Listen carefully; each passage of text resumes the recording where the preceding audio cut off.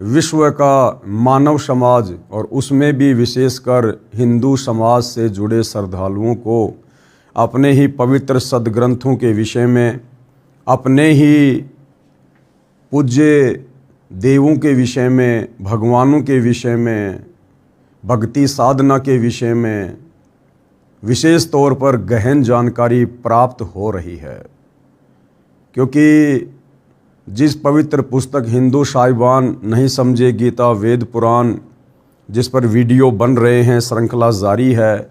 इसी श्रृंखला में आज हमारा ये 16वें नंबर का वीडियो है और प्रत्येक वीडियो में गुरुदेव भगवान के आशीर्वाद से हमें अध्यात्म के विषय में बहुत ही अच्छी जानकारियाँ प्राप्त हो रही है।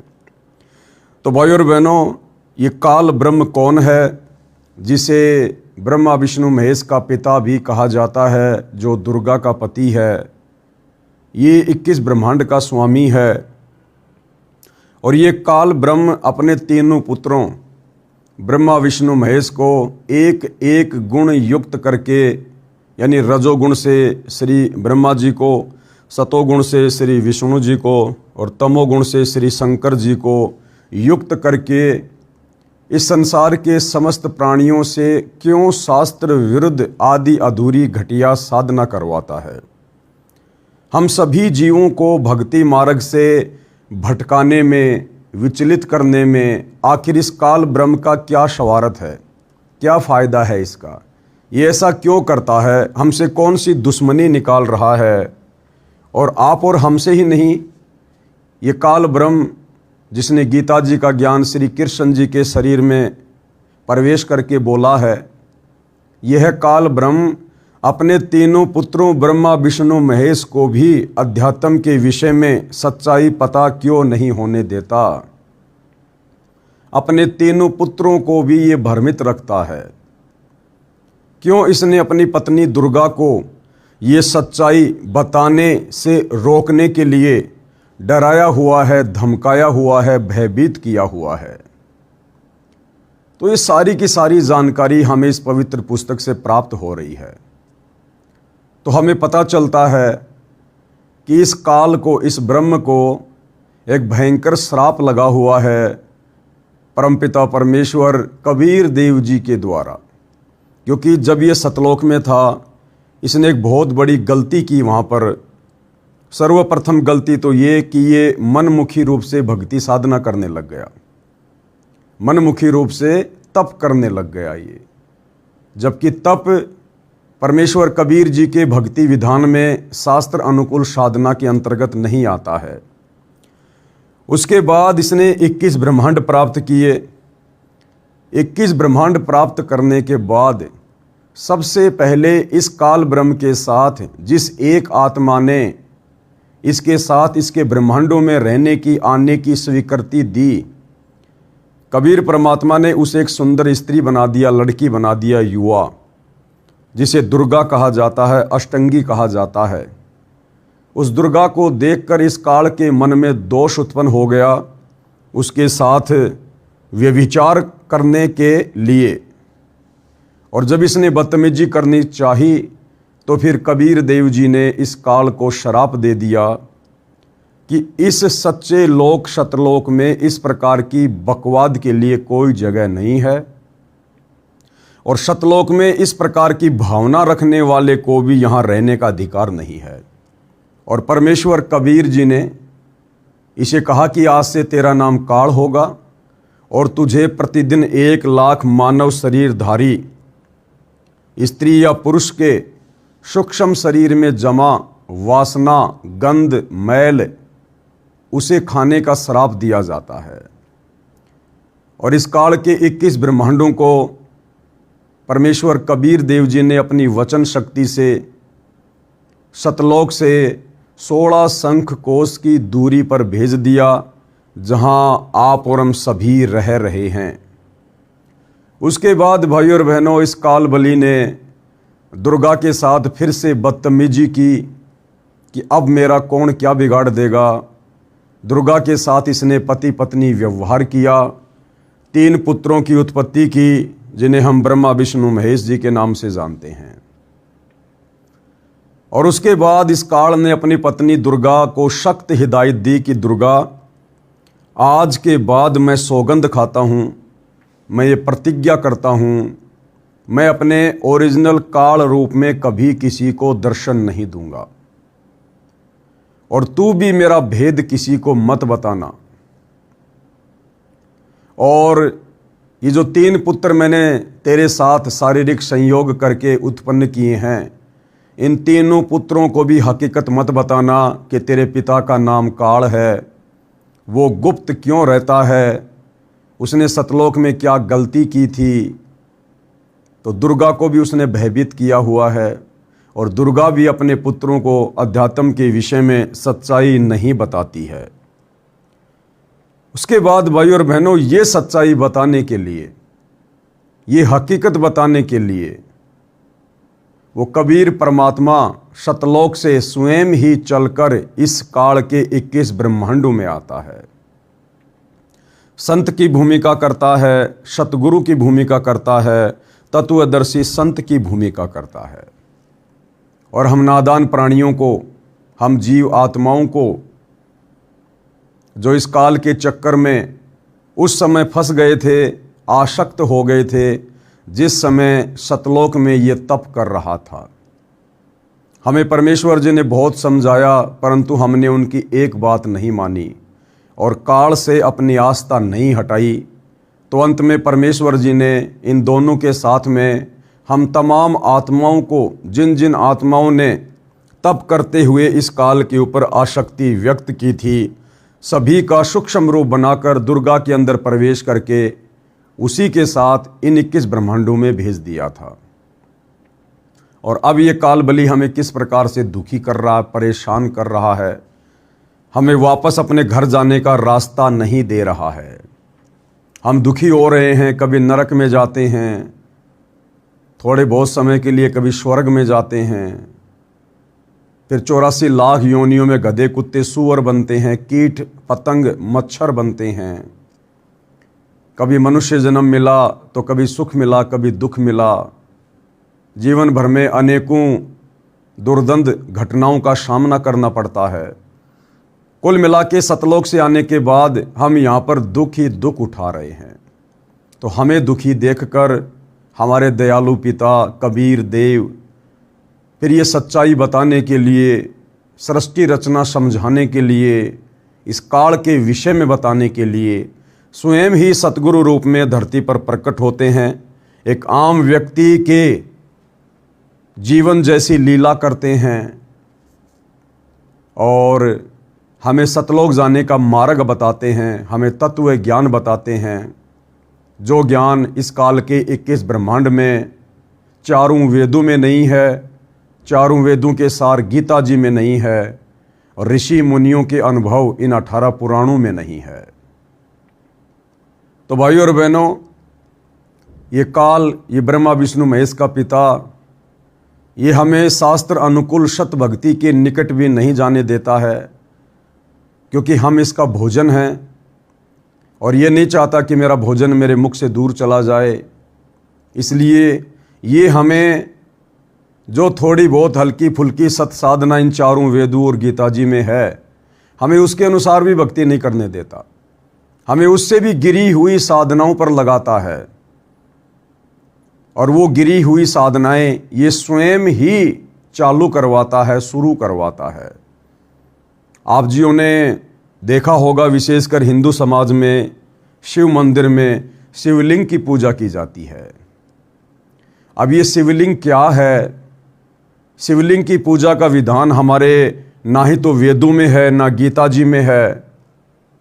इस शिवलिंग की पूजा कैसे प्रारंभ हुई? आखिर ये शिवलिंग है क्या? हमारे हिंदू धर्म गुरुओं को भी नहीं पता, हमारे आचार्य शंकराचार्यों को भी नहीं पता। अगर पता होता तो आज हम भाई बहन, विशेषकर हिंदू समाज से जुड़े श्रद्धालु, ये घटिया साधना, ये घटिया भक्ति नहीं कर रहे होते।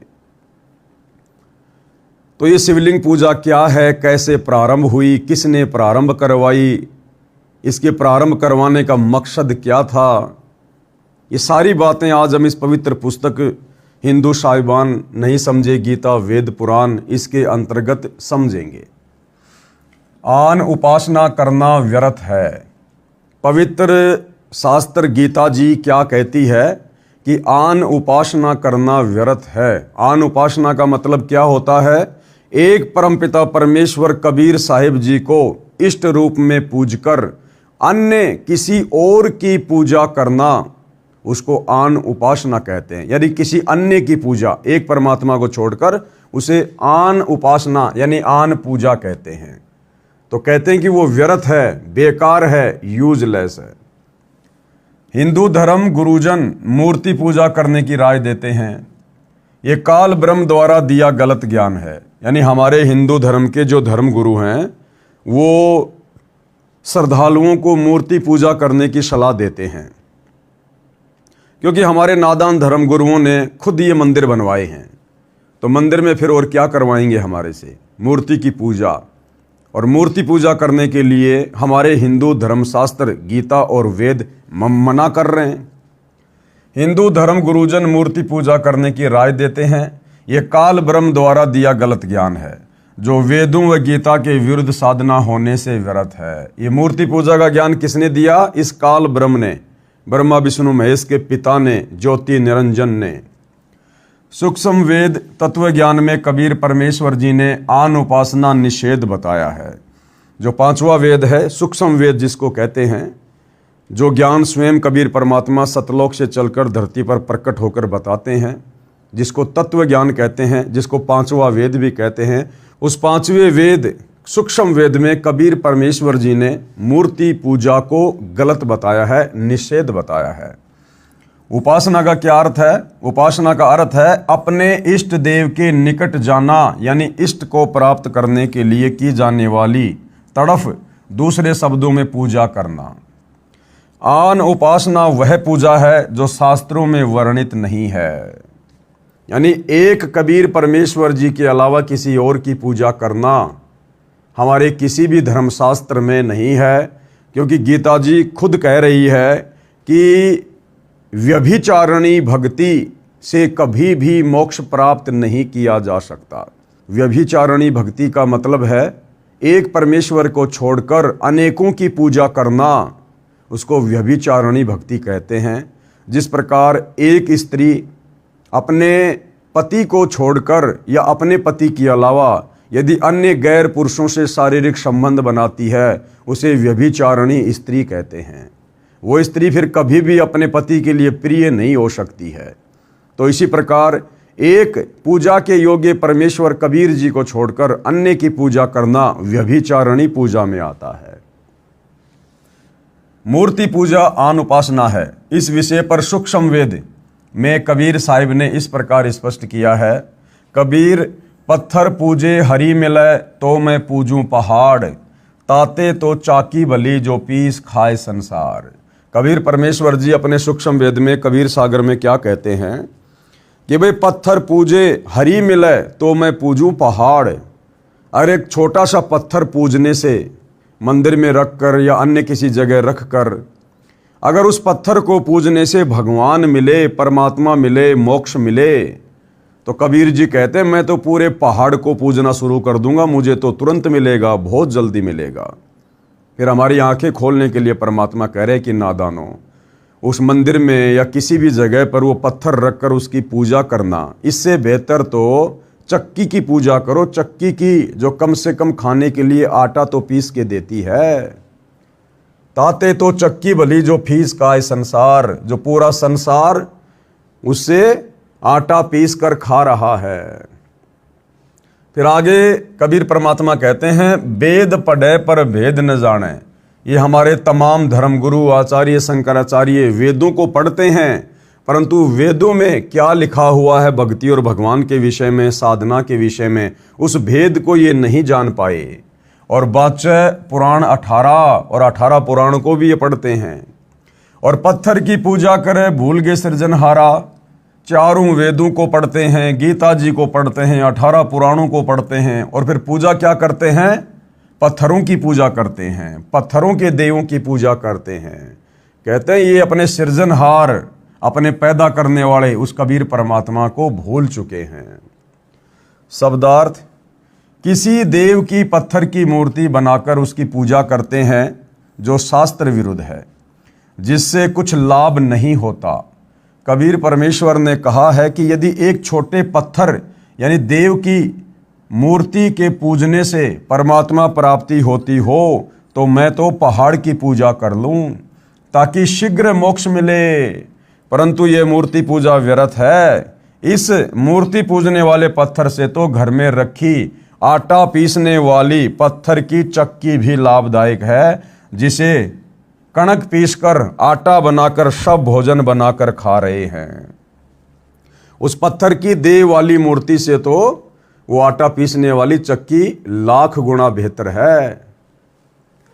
वेदों व पुराणों का यथार्थ ज्ञान न होने के कारण हिंदू धर्म के धर्मगुरु पढ़ते हैं वेद, पुराण व गीता, परंतु पूजा मनमाना आचरण करके करते तथा करवाते हैं। यानी हमारे धर्मगुरु वेद भी पढ़ते हैं, 18 पुराण भी पढ़ते हैं, परंतु साधना उन वेदों के विपरीत करते हैं और हमसे करवा रहे हैं।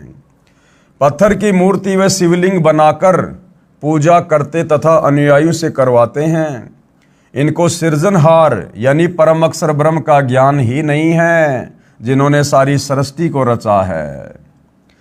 उसको न पूज कर, किसको? उस परम अक्षर ब्रह्म कबीर देव को ना पूज कर अन्य देवी देवताओं की पूजा तथा उन्हीं की काल्पनिक मूर्ति पत्थर की बनाकर पूजा का विधान लोकवेद यानी दंत कथा के आधार से बनाकर यथार्थ परमात्मा को भूल गए हैं।